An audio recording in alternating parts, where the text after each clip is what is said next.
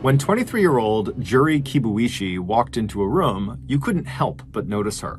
Just 5 foot 3 inches tall, beautiful and outgoing, Juri, whose Americanized name was Julie, had a freewheeling personality and instinctive kindness that just drew people to her. From the flowers that she often pinned in her dark hair to her dramatic eyeliner and colorful painted fingernails, Julie looked like what she was, creative and unconventional. Despite their much more proper and low-key appearance, Julie's Japanese-born parents had always encouraged their daughter's artistic pursuits. And when Julie, a lifelong resident of Irvine, California, was high school-aged, she was accepted into the prestigious Orange County School for the Arts. This was a highly selective charter school that catered to students who were especially interested in the visual and performing arts. But Julie's parents had also stressed the importance to all 4 of their children of getting excellent grades. So even as Julie spent 5 years studying dance and becoming a gifted and passionate performer, she also applied herself with just as much energy to her college preparatory courses. Julie's goal after high school was to dance and to eventually get a degree in fashion design. She found just the program she wanted at Orange Coast College in Costa Mesa, California, one of the top transfer community colleges in the country, and just a 30-minute drive from Irvine, California, where Julie lived with her parents. At Orange Coast, Julie could get her associate's degree and start work in fashion right away, and then if she wanted to, she could transfer to a 4-year college. She would also have time to take dance classes and keep performing. Located 37 miles south of Los Angeles, Costa Mesa is a busy commercial city about a mile from the Pacific coast. Not nearly as expensive as Los Angeles, Costa Mesa was a magnet for aspiring actors and artists and writers who hoped to make their way into some aspect of show business, whether it was movies, the stage, dancing, or script writing. Julie loved the creative energy at Orange Coast, and she also loved all the different types of people who are drawn to a community college, from older students with day jobs to younger students like herself. One of these students was 26-year-old Samuel Herr, an Army veteran whose military service included 15 months in a remote and dangerous outpost in Afghanistan. 5 foot 10 inches tall and 200 pounds, Sam had movie star good looks and an outgoing personality. An only child of older parents, Sam's father had served in the Marines, and like his father, Sam had also found purpose, meaning, and self-discipline during his time in the military. Sam's fellow soldiers described him as courageous and funny. The women he served with described him as very professional and chivalrous. In 2010, after his Army enlistment ended, Sam had also enrolled in Orange Coast College in Costa Mesa. This was the first step in his plan to earn the college degree that he needed in order to re-enter the military as an officer. Although Julie and Sam came from very different backgrounds, as soon as they met each other in an anthropology class, they totally hit it off. Not in a romantic sense, each of them had serious long-distance relationships with other people, but as friends. Both of them were very close with their families, they enjoyed socializing, and they both had the same outgoing personalities and the same slightly goofy sense of humor and fun. They also both liked tattoos.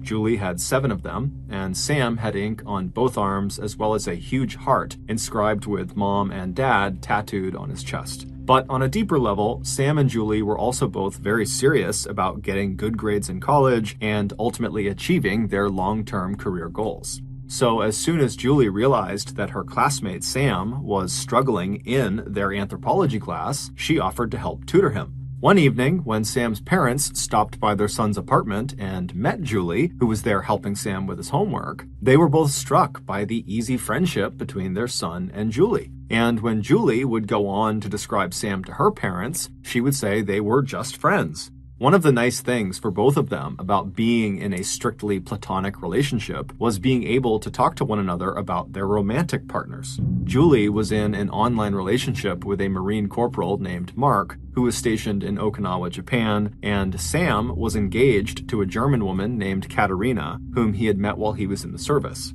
Sam also felt comfortable opening up to Julie about his combat experience in Afghanistan and the night terrors that he had brought home with him. As their friendship grew, Julie began spending more time with Sam outside of just tutoring, and one thing they both liked to do together was spend time with the group of young people who often gathered in the evenings and on the weekends outside of the large apartment complex where Sam lived. For Sam, the Camden Martinique Apartments, which is where he lived, were the perfect location.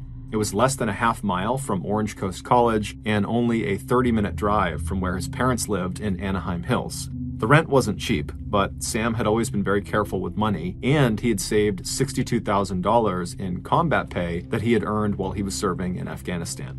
Among the big group of young people who hung out together at the apartment's pool and outdoor patios, there was one couple in particular that Julie and Sam got to know pretty well. 26-year-old actor Daniel Wozniak and his fiancée, 23-year-old actress Rachel Buffett. Like a lot of actors, Dan and Rachel struggled to make ends meet even as they dreamed of breaking into the Los Angeles acting scene. Rachel, who was small with delicate features and long blonde hair, still looked the part of the Disney princess she once played at Disneyland when she was a teenager. Dan, who was a big guy, had an easy smile, thick dark hair, good looks, and a booming voice that helped him land lead roles in the community theaters where he and Rachel often starred opposite one another. Usually dressed in khaki shorts or pants and Hawaiian shirts with bright prints, Dan never felt more at home or more genuinely himself than when he was on stage. In the spring of 2010, when Julie and Sam met Dan and Rachel, Rachel was busy planning the couple's wedding. After a 2-year-long engagement, the big date was finally just weeks away, May 28th, and afterward the couple would go to Mexico for their honeymoon.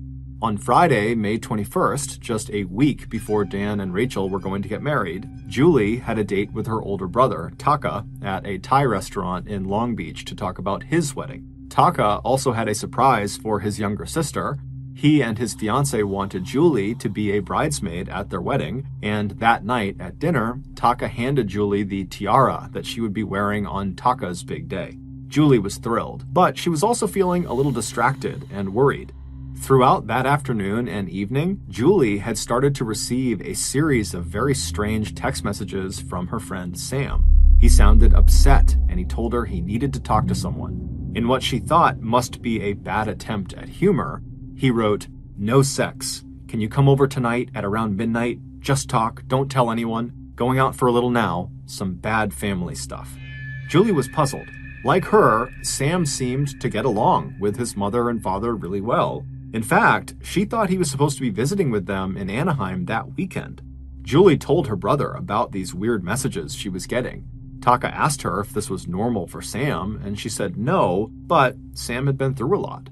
Noticing her brother looking concerned, Julie looked up from her phone and smiled at him and said, "Don't worry, you'd like Sam." After dinner, Julie said goodbye to her brother, and laughing, she put the tiara on just before stepping out into the clear 60-degree evening. She could feel the light breeze from the ocean as she climbed into her car to make the 35-minute drive south from Long Beach to the Camden Martinique Apartments where Sam was.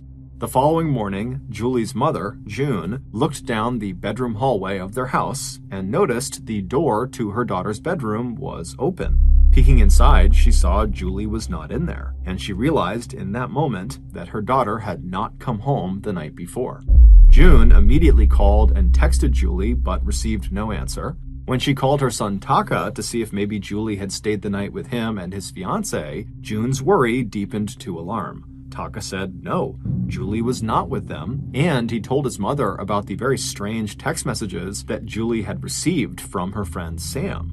Feeling very concerned, Taka and his mother began scrolling through their texts and contacts to see if they could find Sam's number. Meanwhile, about 20 miles away in Anaheim, Sam's parents had also begun worrying about their child. Sam was supposed to visit them that morning, but he hadn't shown up yet. Sam had always been good about letting his parents know if his plans had changed or if he was running late, but by midday, they still had not gotten a call or text from him.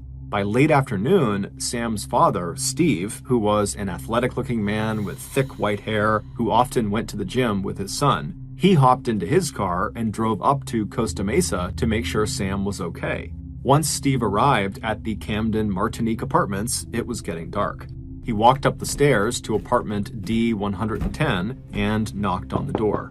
When he didn't hear an answer, Steve reached into his pocket and pulled out the spare apartment key that Sam had given him. He unlocked the door and he stepped inside. Turning on the light, Steve saw immediately that there was no one in the kitchen or living room, and also no sign of any disturbance. As he headed toward the bedroom, he hoped he'd find his son laid up in bed with a bad cold. Instead, as he pushed open the door to the bedroom and flipped on the wall light, it was like he had discovered a chamber of horrors. Kneeling next to the bed with her upper body lying stomach down on top of the mattress was the body of a young woman. Her jeans, which were cut or torn, had been pulled down almost to her knees. On the back of her sweater, scrawled in black magic marker, were the words, "All yours, F you." Although one side of the woman's face was visible, she was totally unrecognizable. Her features were covered in blood and gore, and all Steve could really see was just this massive wound above and behind her ear.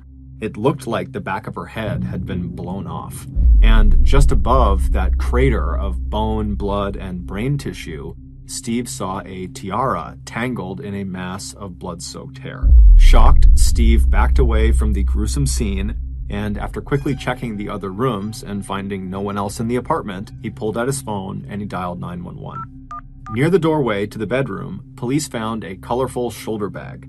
It contained a cell phone and a wallet with a driver's license. The victim, sprawled on the bed and the floor, was 23-year-old Julie Kibuishi. When they were informed by police that their daughter was dead, Julie's parents were devastated. June Hibuishi kept telling the officers they must have made a mistake. The evening before, she and her daughter had been cooking together in the kitchen. When it had been time for Julie to go see her brother at the restaurant, she had changed her clothes, given her mom a quick hug, said goodbye, and stepped out the door. It was impossible to June and her husband that this daughter, who was so kind and so full of life, could now just be dead. As for the Costa Mesa detectives who arrived on the scene moments after receiving Steve Herr's frantic 911 call, every piece of evidence they discovered inside of that apartment pointed to Steve's son, Sam. Sam knew the victim, and from the words written on the back of Julie's sweater and the position of her body that suggested sexual assault, she may have been caught up in a love triangle gone wrong, or been the victim of a domestic dispute with Sam.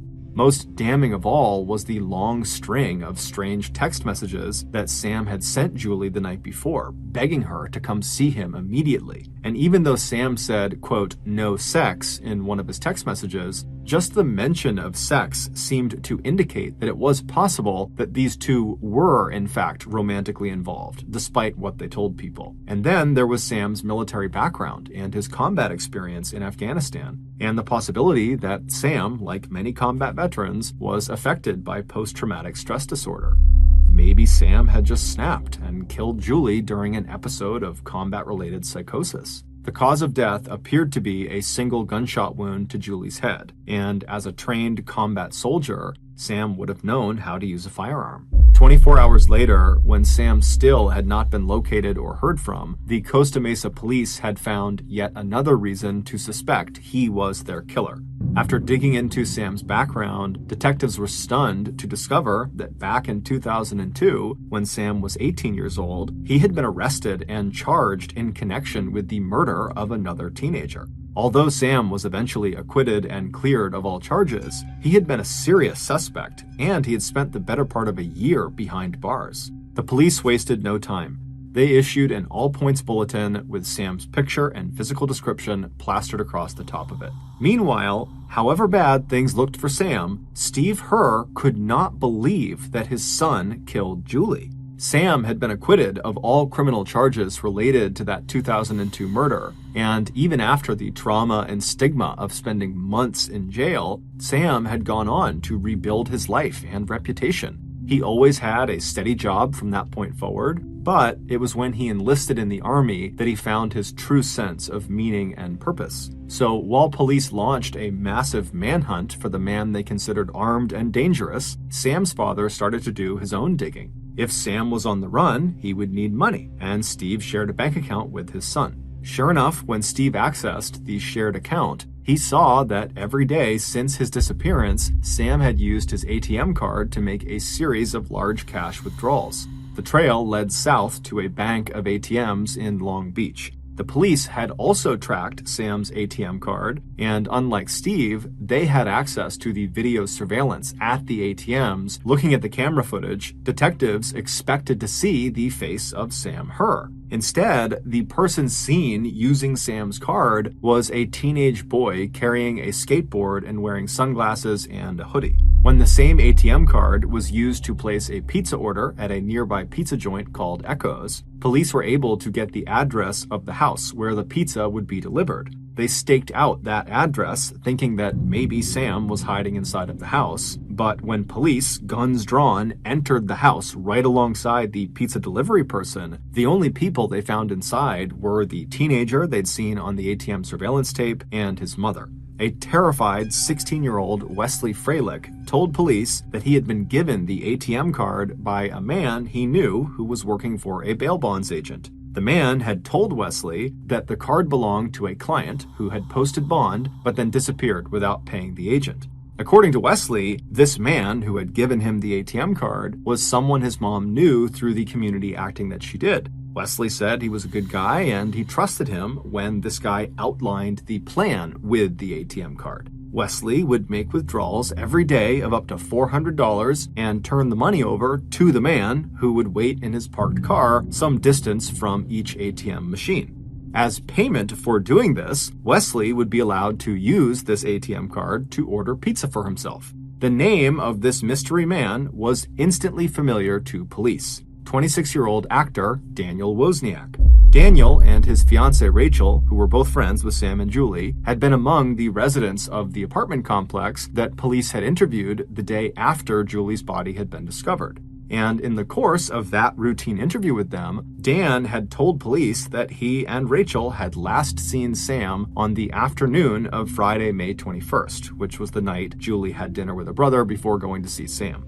Daniel told police that he, Rachel, and Sam had chatted briefly that night, and then Sam had left the apartment complex with a man in a black hat who Dan did not recognize. After determining that the 16-year-old Wesley had no personal connection to Sam Herr, police decided to turn their attention back to Dan. The bail bondsman story just sounded like a total fabrication. They now suspected that Daniel might be helping Sam get money and that Dan might even be hiding or covering for his friend. But tracking down Dan for a second interview turned out to be much more difficult than the police expected. When they finally reached Dan on his cell phone and asked him to come into the Costa Mesa police station for another interview, Dan was evasive. He wanted to help, but he was busy. It was the final week of the play 9, in which he and Rachel had starring roles. They were also just days away from getting married, and when they weren't rehearsing or on stage, they were busy with last-minute wedding plans.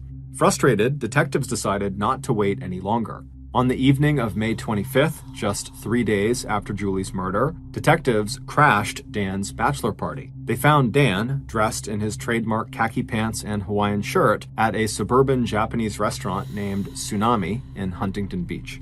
Guns drawn, police entered through both the front and back doors. That way, no one could get out of the restaurant without being seen. At about 10 p.m., in front of his stunned group of friends, police snapped handcuffs on Dan and charged him with accessory to murder. Dan was completely shocked, and the color in his face just completely drained. But once Dan was inside the police station, his demeanor changed. He suddenly seemed somewhat composed and told police that he wanted to tell them what his real connection to Sam Herr was. Sitting in a plastic chair in the corner of the small interrogation room, Dan took a deep breath and then came clean. He told police that the whole bail bondsman thing that the 16-year-old kid was involved in was indeed a fabrication. It was a cover for a credit card scam that he and Sam were in on together. The way it worked was Wesley, the 16-year-old, would make a series of large cash withdrawals using Sam's bank cards, and then Sam would put in a claim with his bank saying he never authorized the withdrawals. This, of course, allowed Sam and Daniel to keep the cash Wesley had taken out, as well as the reimbursement money they would get from the bank. Wesley did not realize this was going on. He thought this was all legit, and he really was working for Daniel, who was working with a bail bondsman, and Wesley thought he was just getting some free pizza out of it. His mother was also unaware of this scam. The police proceeded to ask Daniel the same questions they had asked before when they spoke to him at the apartment, and Daniel gave the same answers. The last time he saw Sam was on that Friday afternoon, shortly before he saw him walk off with some guy in a black hat, and then that night, Daniel and his fiancée Rachel had been at their theater performing in their musical called 9. But then something odd happened. About 30 minutes into this interrogation, Daniel suddenly completely changed his story. The police were so caught off guard that they really didn't even interrupt. They just let him speak.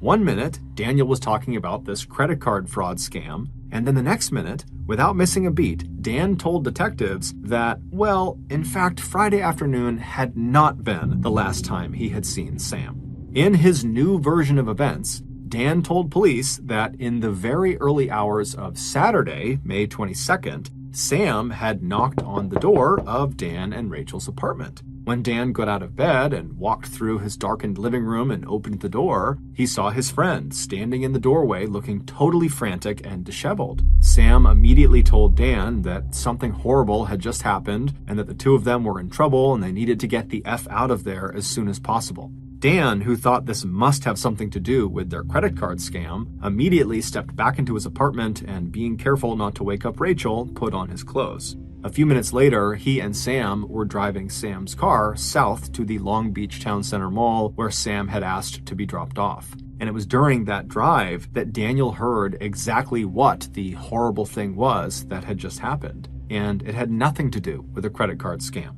Sam went on to tell Dan that Julie was in his apartment and that he had killed her. Dan told police Sam's exact words. "I shot somebody. It was a fit of rage. I was doing some heavy drugs. I'm not happy about it, but she had it coming." The two detectives looked at each other. This was exactly the break in the case that they had been hoping for.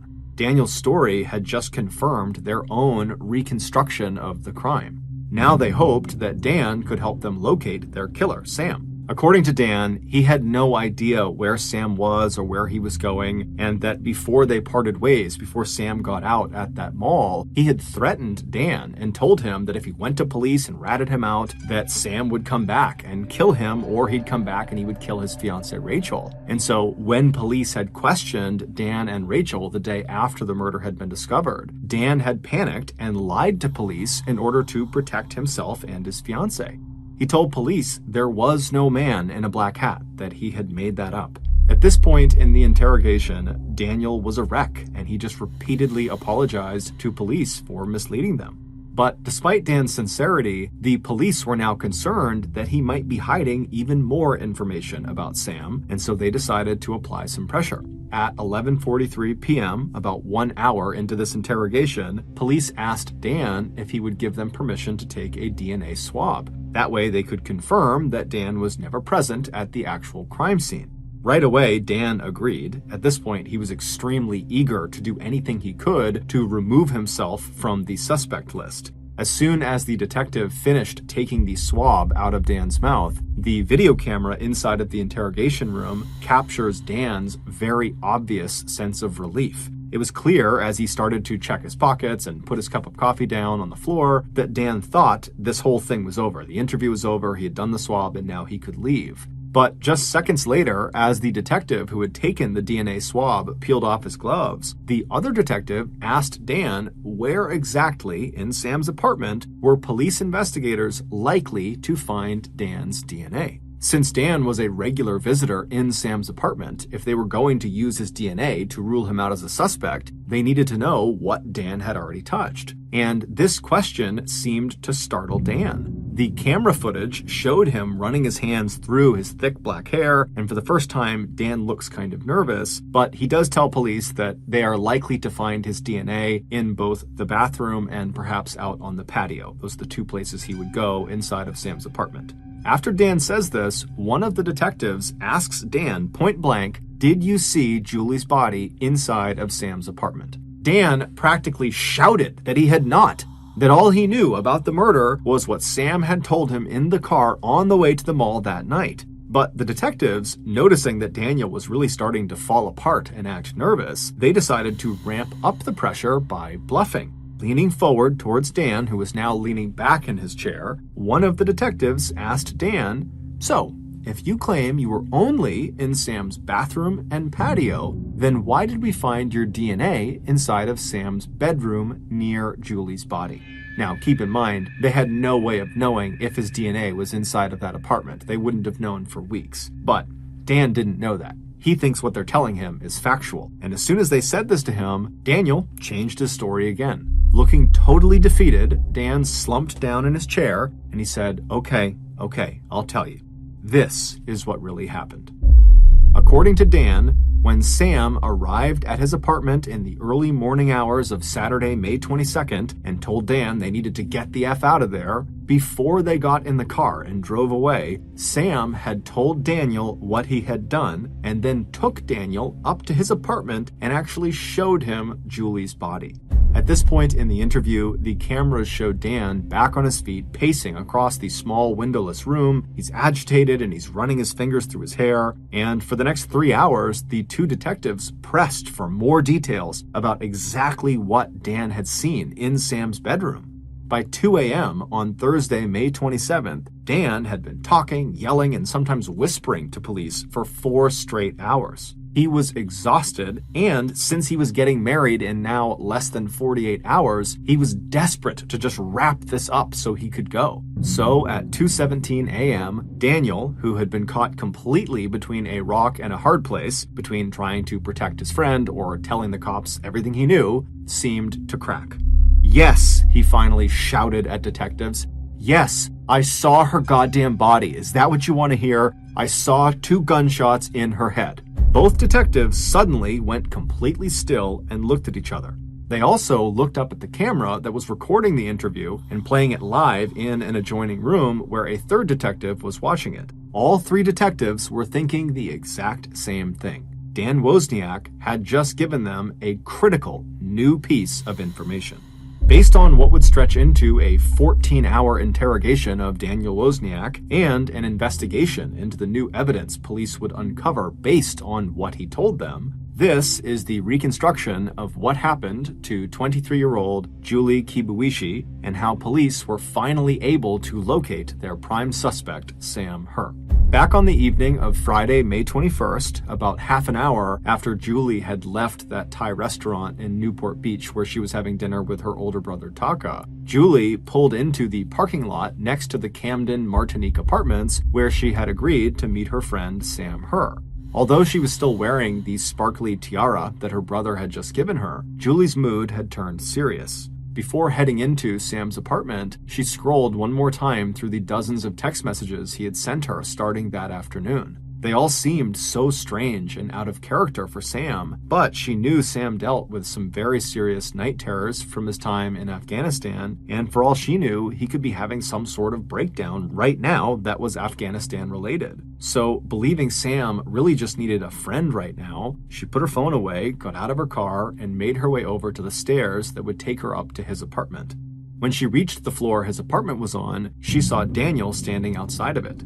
It turned out Dan had become worried about Sam too when Sam had not been responding to his knocks on his door. Dan told Julie he did have a spare key and thought, maybe the two of them should just go inside and see what was going on. Grateful for the company, Julie waited a minute after Dan had unlocked the door and walked inside, then she followed Dan into the apartment. There was no sign of Sam, but a few seconds later, Julie, who was standing in the front area of the apartment, she heard a terrified-sounding Dan call out from Sam's bedroom in the back of the apartment. She asked what was going on, and Dan just called out, "You'd better come in here. There's something in his bed that you need to see." And so Julie began walking towards the bedroom. Several hours earlier, Daniel had called Sam and asked him to go with him to one of the small community theaters where Dan often performed. It was called the Liberty Theater and was located about 30 minutes north of their apartment complex. Daniel needed help moving a heavy piece of set furniture that was wanted by another local community theater.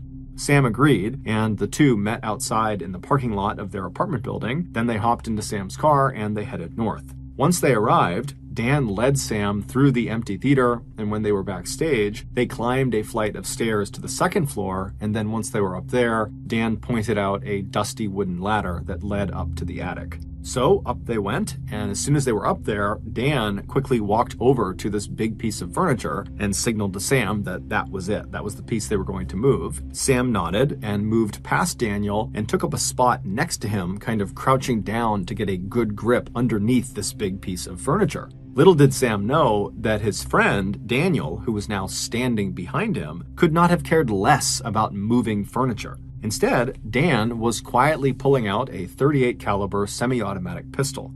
And then once it was out, he aimed the pistol carefully at the back of Sam's head, and then he pulled the trigger. For a moment, all Dan could hear was the echo of the shot reverberating around the attic. And then Sam, who was still alive, turned to look up at his friend. Sam whispered, "I need help. I need help. Something hit me. I think I've been electrocuted." Looking directly into Sam Herr's eyes, Dan raised the pistol and pulled the trigger a second time. Except the weapon didn't fire. It jammed. So while Sam is laying there staring up at Daniel with a look of horror on his face, Daniel calmly pulled the slide back of the pistol. He cleared the jammed round out of the gun. He reloaded the gun and then placed the gun up against Sam's temple and pulled the trigger again. This time, the gun did fire, and this time Sam would die.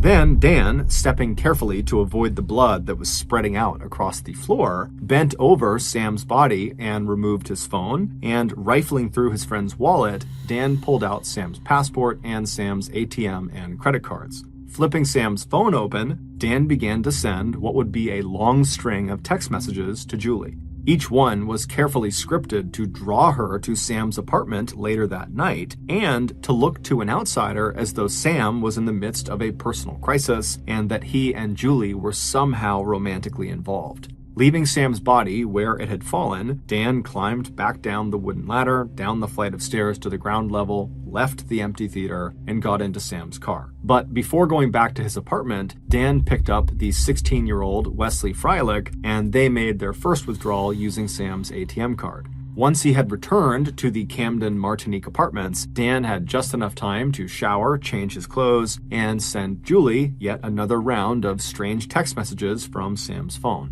"I need to talk to you. Can you come here around midnight? Please, come alone, please." A little while later, when Dan arrived at the Hungry Artists Theater for the final showing of the play he was in called 9, this was not the same theater where hours earlier he had killed Sam, his fellow actors would report that Dan showed no sign of any stage jitters. Instead, he gave what some of his colleagues described as the best performance of his life, playing opposite his beautiful bride-to-be, Rachel Buffett. After the performance, Dan stood for a moment backstage by himself and checked Sam's phone. Once he saw that Julie had agreed to meet Sam at midnight, Dan smiled. Then he stepped back into the group of friends who were all congratulating him on his great performance. Then he and Rachel headed home, where Dan would shower yet again. He would have sex with Rachel, and then he would tell her he was stepping outside just to go for a little walk. In reality, he was making his way over to Sam's apartment to wait for Julie. At midnight, Julie arrived, and then when they both went inside and Dan went into the back bedroom and called out for Julie, Dan did, in fact, have something he wanted Julie to look at in the bed, but not because there was anything for her to actually see.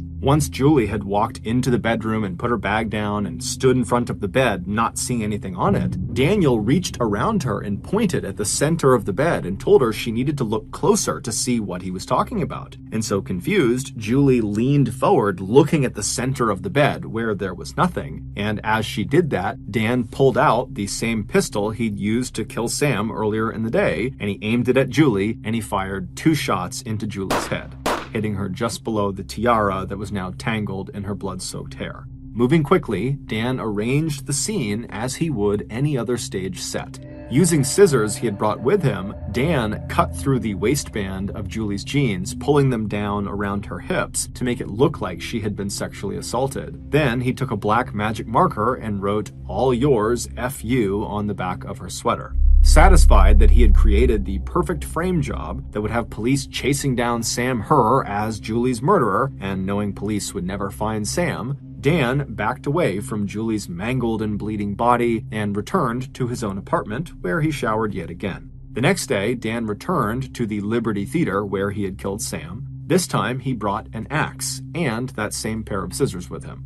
Returning to the attic, Dan used the scissors to cut off Sam's clothes, and he used the axe to dismember Sam's body.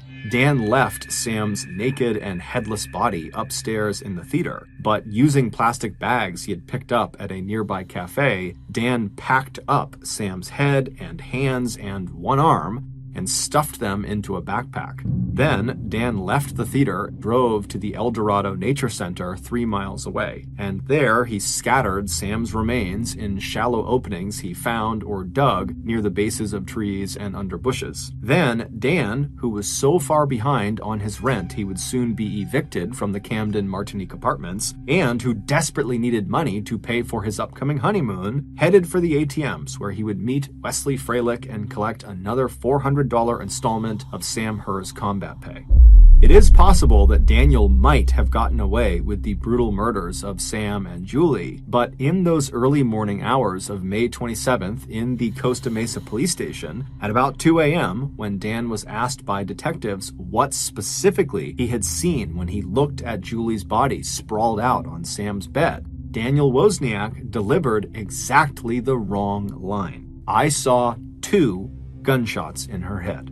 All 3 of the police officers who were listening to that interview knew that anyone who was just looking at Julie's body, like Dan claimed he was doing, they would only have been able to tell there was a single wound. It would not have looked like 2 distinct gunshot wounds. So the only way Daniel could have known that there were 2 gunshots in Julie's head was if he had fired those shots himself. So when he still kept denying any involvement, the police told Dan they knew he was lying and they put him into a jail cell. They reminded him he was under arrest for being an accessory to murder, and the only way he'd be leaving is when he told them everything he really knew about Julie's murder. And then the following afternoon, at about 1:15 p.m., Dan would further implicate himself during a conversation he had from the jail with his fiancée Rachel Buffett. By then, Rachel knew Dan had been arrested. She had also found out from Dan's brother, Tim, that Dan had given Tim a backpack filled with bloody clothes and a .38 caliber pistol, Sam's passport, phone, wallet, and 2 spent shell casings.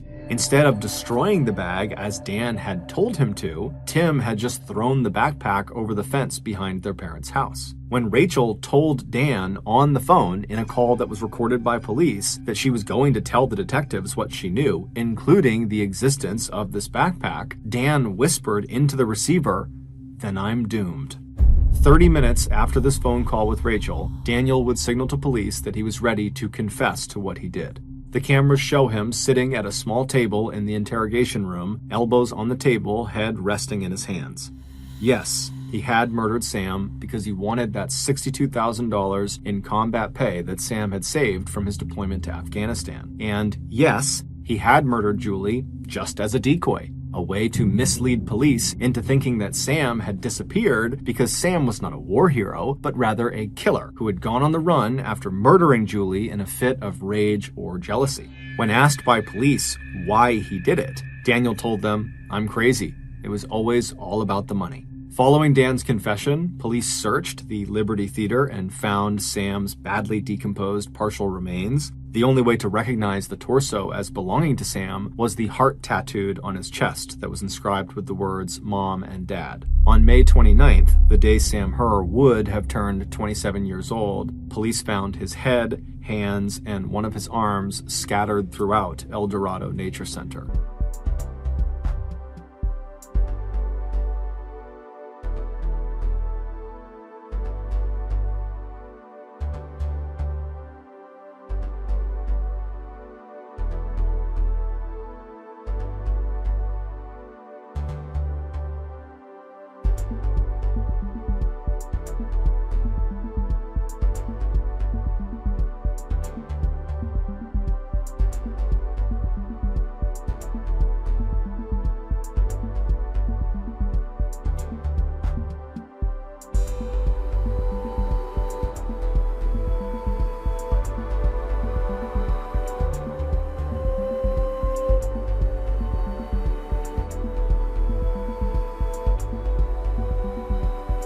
More than 5 years later, on December 16, 2015, Daniel Wozniak was charged with 2 counts of first-degree murder. At the penalty hearing in September 2016, Daniel was sentenced to death. 3 years later, a separate jury found Dan Wozniak's ex-fiancée Rachel Buffett to be an accessory after the fact, after further investigation revealed that she had lied to police to cover up her possible involvement in the crime and to protect her then-fiancé Daniel Wozniak. As for the families of the victims, June Kibuishi wonders if she had taught her children, especially Julie, to be too kind. And for Steve Herr, the thought of his son's final moments will haunt him for the rest of his life.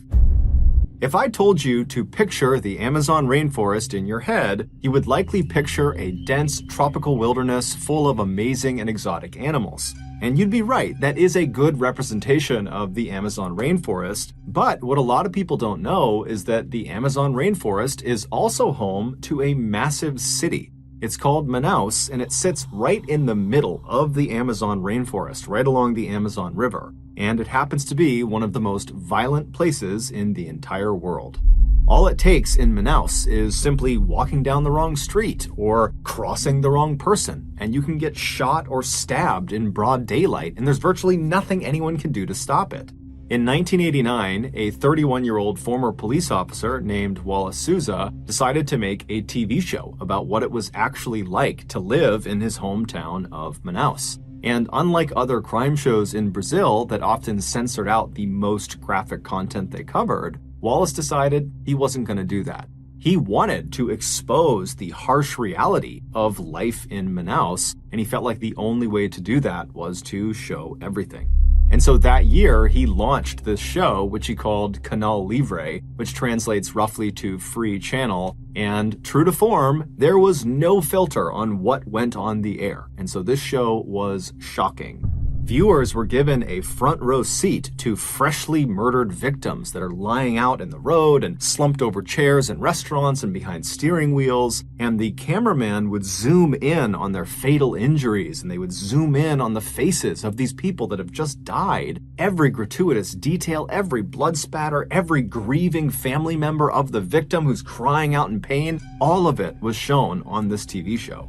And then, in between these very dark and violent segments about gang killings and drug deals gone wrong, Canal Livre also had a much lighter side. They would bring on local artists to talk about what they're working on, to maybe try to sell some of their goods. The show would also focus on down-on-their-luck families that needed help raising some money, and so the show was designed to get people to donate. And then also, for really no reason at all, there was a segment on the show where this puppet character would get into a fight with a man selling bread.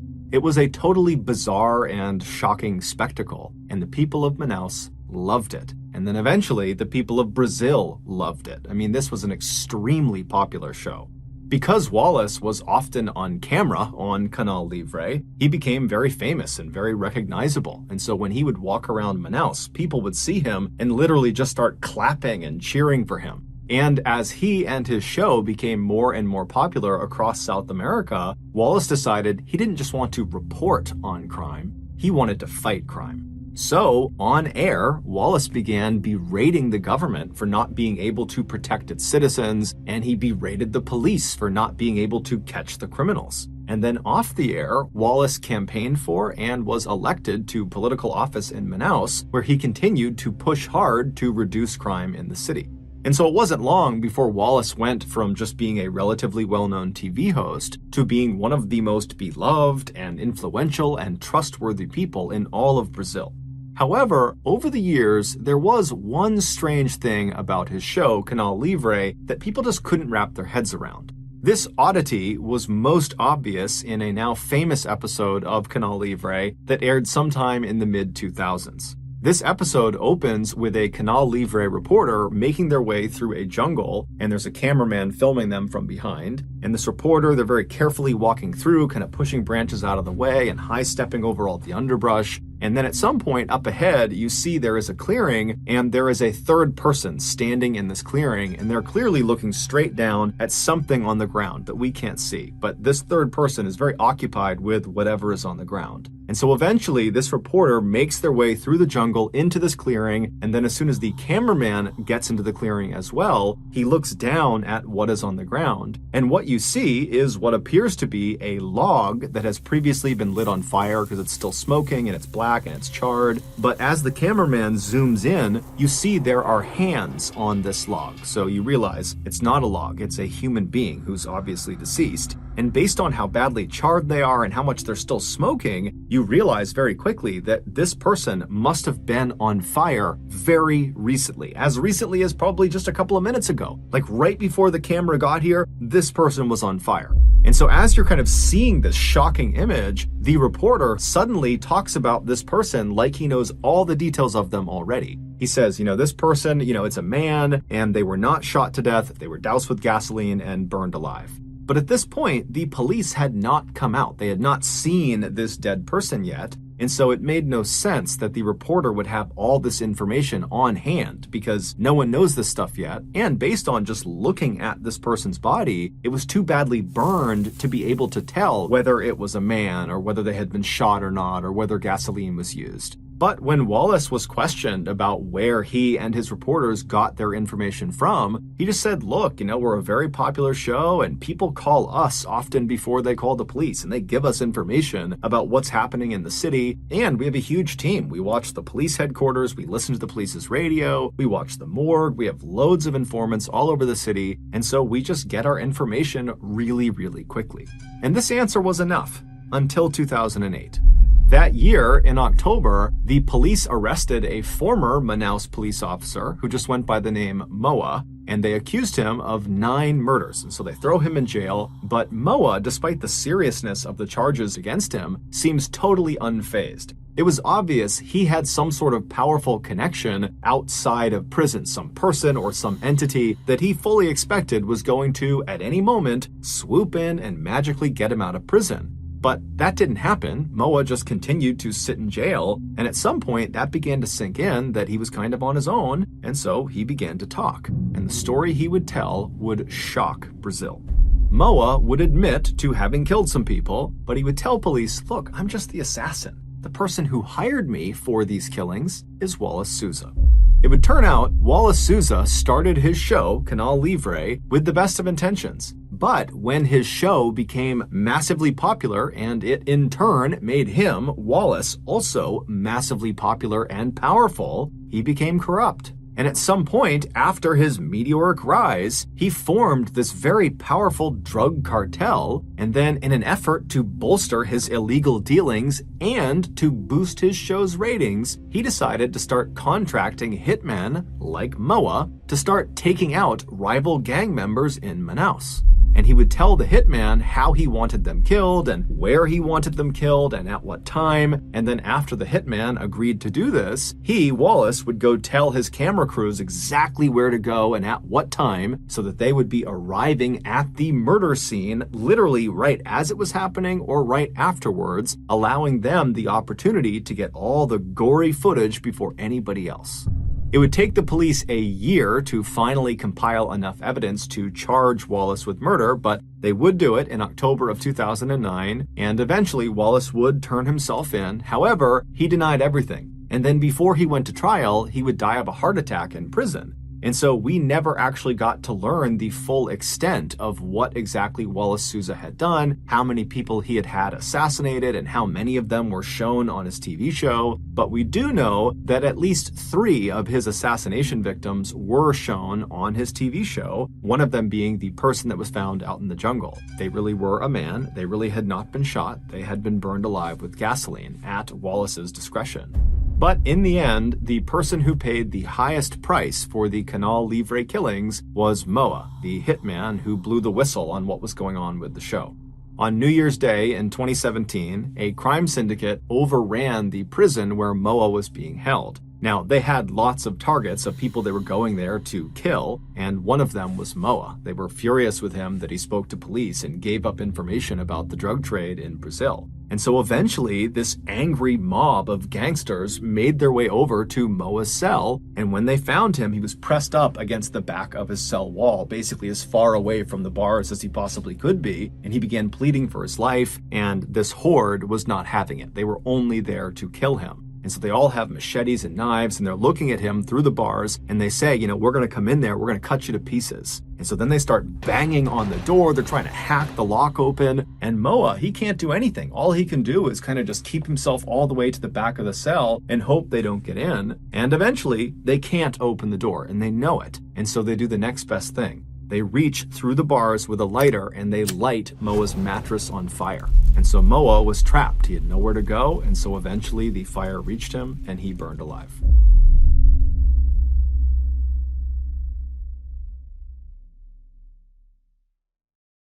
The next and final story of today's episode is called Inside a Nigerian Death Factory.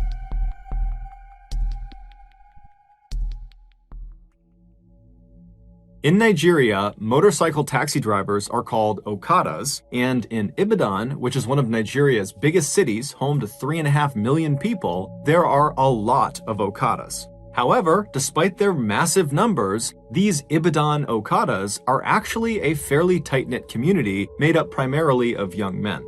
And so in early 2014, when 2 of these Okadas went missing, the community immediately found out about it and was really concerned. And when the police did not appear to be doing much to actually go out and find these 2 guys, the community of Okadas decided to launch a search of their own. Basically, as they went about their day, driving around the city, dropping fares off, all of these Okadas would be going down side streets and looking in back alleys and checking all over the city for their missing members. But despite their best efforts, they never could find them.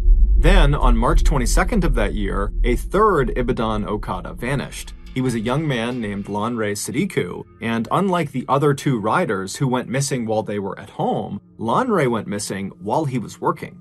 Lanre was part of a group of Okadas within the city who all kind of met up on the same city street, and that's where they stayed throughout the course of their day, trying to wave down fares as they came up. And so everyone in that meetup point all knew each other, and so they all knew Lanre. And on the day he went missing, they recalled seeing him driving away from this meetup point with 2 passengers on the back of his bike. Now, typically, the rides these Okadas would offer to their passengers were very short. They're only driving them just around the city. And so it was very quickly noticed that Lanre had left and after several hours had still not come back yet. When it was noticed by the other Okadas, they began talking about it and someone said, give him a call, make sure he's okay. And so they called his cell phone and Lanre did not pick up, which was highly unusual, not just for Lanre, but amongst the other Okadas. They always had their phones on because they're looking for new customers and customers could be calling them. And so their cell phone is a vital part of their work. And so his phone is off, they don't really know what to make of that, and then out of nowhere, Lanre actually calls this group of riders. However, he was calling them on his second cell phone. Lanre would keep a work phone and a personal phone, so he was calling them on his personal phone. And so when this other Okada answered the phone and heard Lanre's voice, he put the phone on speaker so the others who were concerned could hear what was going on. And what they heard was Lanre, totally hysterical, screaming into the phone that he needed help. He said that he and 8 other people he was with, who he didn't even know, had been kidnapped, and their kidnappers had brought them to this underground prison cell. They couldn't see anything, but they could hear people walking above them.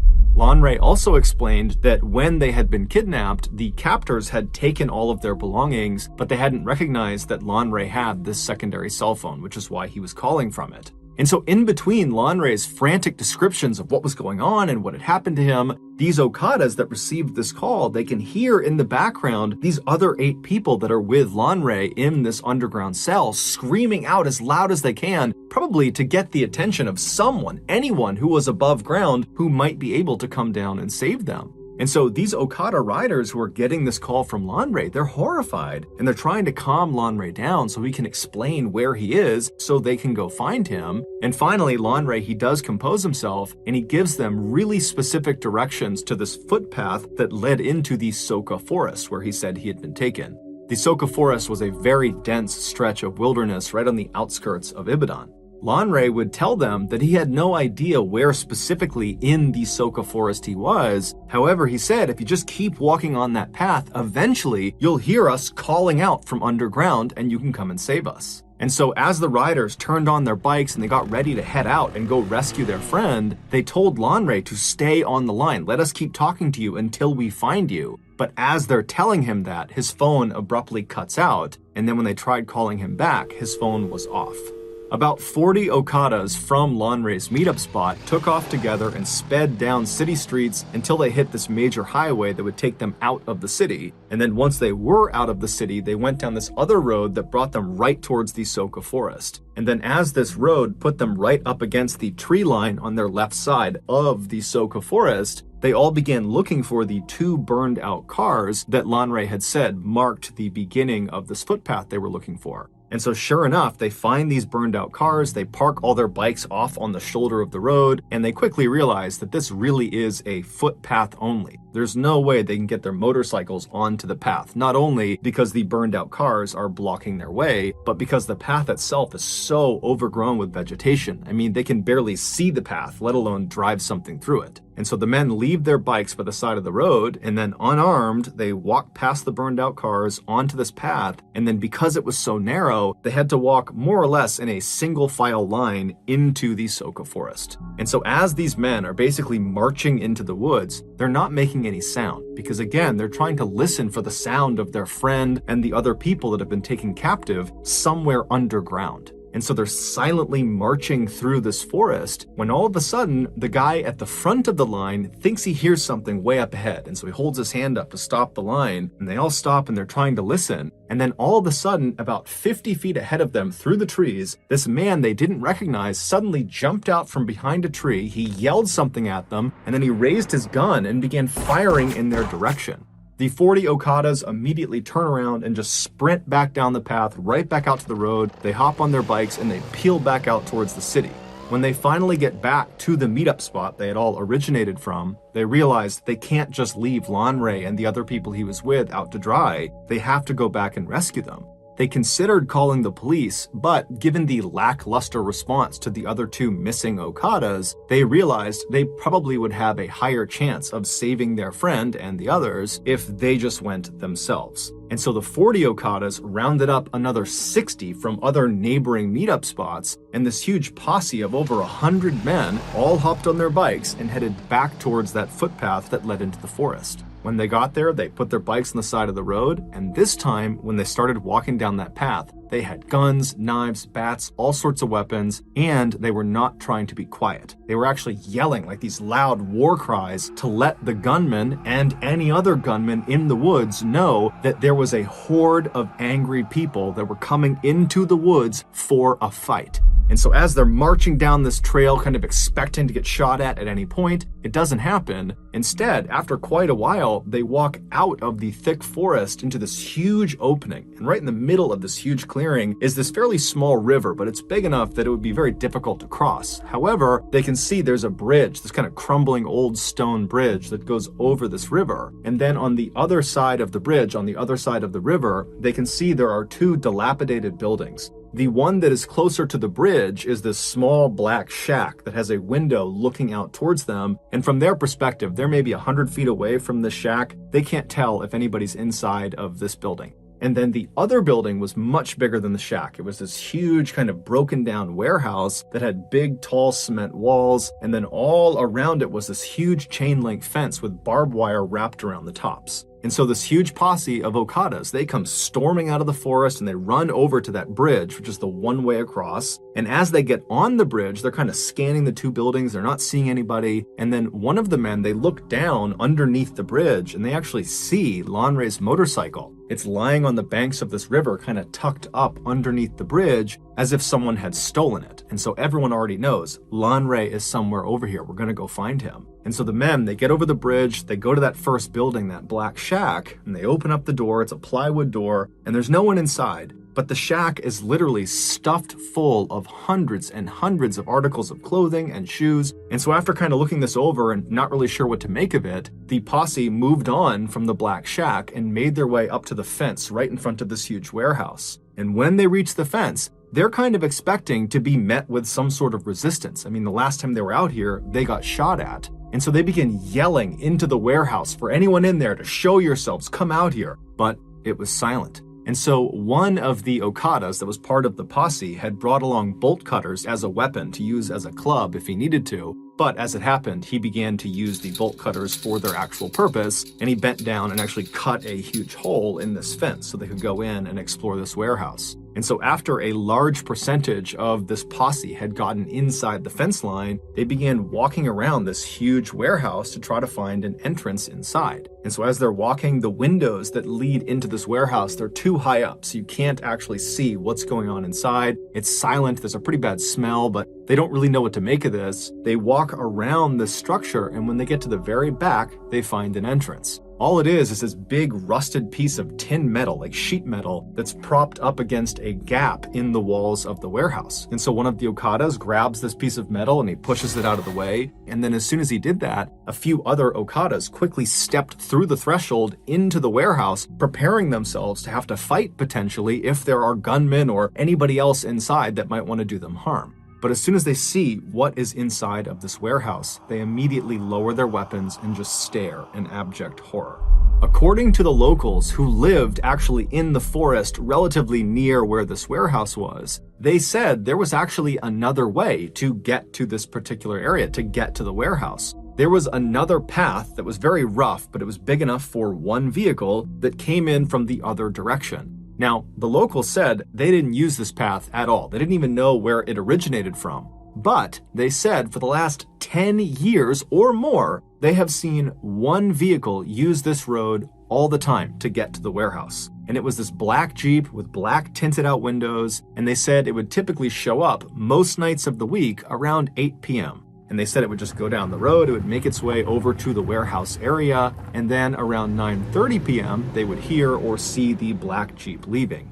Now, none of the locals knew who was driving this Jeep, although they knew it was a man. That was really all they knew. And they had no idea what this man did when he got over near the warehouse. However, for the last 10 years, every time this guy was over near the warehouse from 8 to 9:30 at night, they would typically hear screams coming from that part of the woods, coming from the warehouse. And when the locals brought their concerns to police, the police just kind of blew it off and didn't do anything about it, and actually told the people, don't worry about it. And so over the years, the locals had kind of just accepted that this man in his black Jeep and the screams coming from this warehouse were just a part of life. And so no one even reported it anymore. Had the police followed up on the locals' concerns about this Jeep and the screams, they would have discovered that that warehouse was actually a storage facility for a very in-demand and very illegal product. And that man who drove that black Jeep, he would take this illegal product and he would bring it back with him in batches and he would sell it on the black market. When this posse of 100+ Okadas pulled that metal door aside and they stepped into the warehouse, they were not met with any resistance. Anyone that had been there, any other gunmen or guards or anything like that, they had fled when they heard the sound of this massive posse whooping and yelling on their way in. And so as these Okadas are standing inside of this structure surveying what's in front of them, the first thing they noticed is right in the middle of the structure on the ground is this cement slab. It's about 4 feet by 4 feet, and one corner of this slab was elevated slightly by some rocks that had been placed under it, kind of propping it up, pitching it on an angle. And then just off of the side of the lowest point of the slab was this wooden bowl that had dark stains inside of it that was positioned in such a way that if you put water on the slab, the water would drain off of that corner directly into this bowl. Basically, it was there to catch any runoff from whatever was happening on this slab. Around this cement slab, all over the dirt floor, were bones, some with meat on them. And then beyond the bones and beyond the slab, all around the perimeter of the inside of this building were extremely malnourished, catatonic people chained up to the walls. These people were the highly in-demand, highly illegal product. More specifically, their body parts were the product. In Nigeria, a stunning number of people believe that certain magic potions and charms will grant you wealth and success, and in some cases, infinite life. But the catch is, the herbalists who will perform the magical rituals and give these potions and charms to people that pay for them, they often require human body parts for them to work. And so human body part factories, like this warehouse in Soka Forest, were established in order to meet the high demand of people that needed these parts. And so the way it's believed it worked at the Soka Forest warehouse was the man in the black Jeep. He would get orders from people that wanted specific body parts for their magical potions and charms and whatever else they needed, and he would make a list of those parts, and then at 8 p.m. he would show up at the warehouse and he would communicate with the people that worked at that warehouse, and they would determine out of all the captives they had, who had the parts they needed, and then after figuring out which captives were going to be used that night, they would go into the main section of the warehouse, and one by one, they would unchain these people, they would drag them to the center of the room, and in full view of all the other captives, they would put them on the slab, known as the slaughtering slab, and they would hack off the required body parts. And they would bag them up, put them in coolers, and then the man with the black Jeep, he would take those parts and he would leave. And then the person who's just been butchered, if they were still alive and might have a chance of surviving, they'd just be brought back to the wall and chained up again. If they did not have a good chance of survival, then they'd be brought to the very back of the warehouse in the back rooms where they would be discarded. Now, the means of execution varied, but in the back rooms of this warehouse, they found a makeshift guillotine, which cuts off people's heads, and they also found a large crocodile that was chained up. And so it's likely that those were at least two of the methods used to discard of the people they could no longer harvest organs from. After the Okadas kind of broke out of their initial shock of what they were seeing inside of this warehouse, they went around and began freeing people that were still chained up to the walls. And in total, there were 23 people that were still barely alive, still inside of this warehouse, but none of them were Lanre Sadiku. And then after checking all of the dead bodies and body parts that were inside of the warehouse, and then also right outside, where there were a number of shallow mass graves, they couldn't find Lanre amongst them either. And so this huge posse began looking all over the property for an entrance to this underground prison that Lanre had described being in. But they couldn't find it, and so eventually this posse made their way back over to the survivors who were being tended to by locals that had come over, and they asked the survivors, are you aware of any underground prison cells somewhere around here where other people were being held? But the survivors either didn't know or just were unable to speak anymore. And so later that day, when the police did come out because word got out about this huge find out in this forest, the posse went to the police and begged them to please begin digging up this entire property. We need to find the entrance to this underground prison cell. Lanre and 8 others, and who knows how many others beyond them, are trapped underground in these cells, and we gotta get to them. But the police just kind of refused and immediately just demolished the warehouse. And then after kind of cordoning off that area for a couple of days, the police basically just left and stopped caring about it altogether. And so the Okadas once again came together as a community and would spend the next several weeks going back out to this forest and just manually began digging up all over this entire property in hopes of finding their friend and the rest of these people that were trapped underground. But they never did. And so we don't know what happened to Lanre and the other people who were trapped in that underground cell. We don't know what happened to the other 2 Okada riders who went missing right before Lanre did, although it's generally assumed they most likely were kidnapped as well and probably met a similar fate. We also have no idea how many people were butchered inside of the Soka Forest warehouse. However, given the massive amount of clothing and shoes inside of that black shack, it's believed the total number of victims is easily in the hundreds. No one has ever been officially held accountable for the atrocities that took place in the Soka Forest. However, a couple of days after the warehouse was discovered by the Okada posse, the posse was back digging, looking for Lanre, when they discovered there was this man who was there who was kind of walking around acting suspicious, and so the posse confronted him, and it would turn out this guy had several human tongues in his pockets, along with dozens and dozens of cell phone SIM cards. And so, assuming he was part of whatever happened there, the Okada posse proceeded to kill the man on sight. Later on, a woman who was a survivor from the warehouse would tell reporters how she got kidnapped. She said she lived in Ibadan, she was well educated, she had a good family, she was just sitting outside of her house when all of a sudden this van pulled up in front of her, and these very official looking men were inside of this van, and they got out and they told her, you're under arrest, you gotta come with us to the police station. And the woman was so confused, but the men were very professional and seemed very convincing, and so she got inside the van, they shut the door, and they drove off. And very quickly, once she was inside of the van and couldn't go anywhere, she realized they were not police, she had been kidnapped, and within the hour, she, along with several other people who had probably been kidnapped in the same way, were stripping their clothes off right outside of that black shack on the other side of the river, and they were told to put their clothes and belongings inside of the shack while they were being held at gunpoint, and then once they were naked, they were promptly marched into that warehouse where virtually everyone around her would be butchered and killed.